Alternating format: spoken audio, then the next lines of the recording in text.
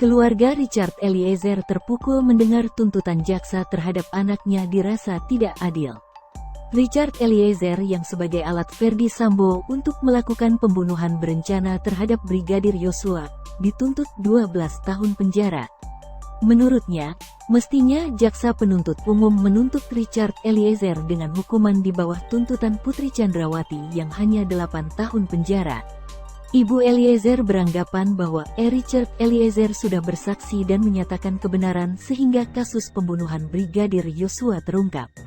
Roslin Simanjuntak, ibunda Eliezer mengatakan, keluarga Brigadir Yosua memahami apa yang dilakukan oleh Richard Eliezer dikarenakan perintah Verdi Sambo.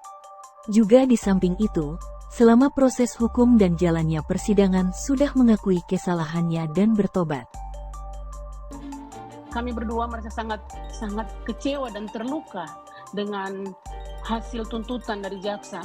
Mengapa? Apakah kalau dikatakan bayaran dari apa yang sudah Icat lakukan selama persidangan ini tidak sesuai dengan harapan kami? Karena memang jujur saya dan bapaknya menangis setelah mendengarkan tuntutan jaksa sampai malam kami berdua menangis terus.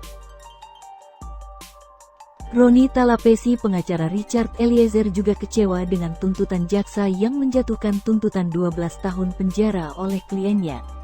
Roni Talapesi tegaskan keberatan juga pada tuntutan jaksa penuntut umum kepada Putri Chandrawati yang dimana sebagai seorang intelektual dituntut hanya 8 tahun dan lebih ringan dibandingkan dengan tuntutan Richard Eliezer.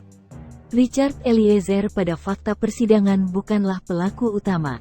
Pada fakta persidangan, Richard Eliezer hanya sebagai alat dan ada orang yang menyuruh, yaitu seorang intelektual Verdi Sambo. Pengacara Richard Eliezer, Roni Talapesi, juga akan terus mengawal dan akan lanjut pada penyampaian nota pembelaan pledoi. Ya, kalau tadi yang disampaikan oleh Pak Menko Polhukam ya, yang disampaikan itu kan terkait Sambo. Tetapi kan topik sore ini adalah kita berbicara tentang Richard Eliezer ya. Yang dimana kami melihat bahwa tuntutan Richard Eliezer ini berbeda dengan terdakwa yang lainnya, di mana terdakwa yang lainnya di persidangan itu sudah terlihat ya bahwa mereka berbelit-belit, ada indikasi berbohong, kemudian tidak konsisten, dan mereka juga perannya sangat aktif. Di tuntutannya mereka juga pun disampaikan terkait dengan peran-peran terdakwa tersebut ya. Ada yang disampaikan bahwa yang menutup jendela, ada yang disampaikan memanggil, ada yang disampaikan memakai baju seksi.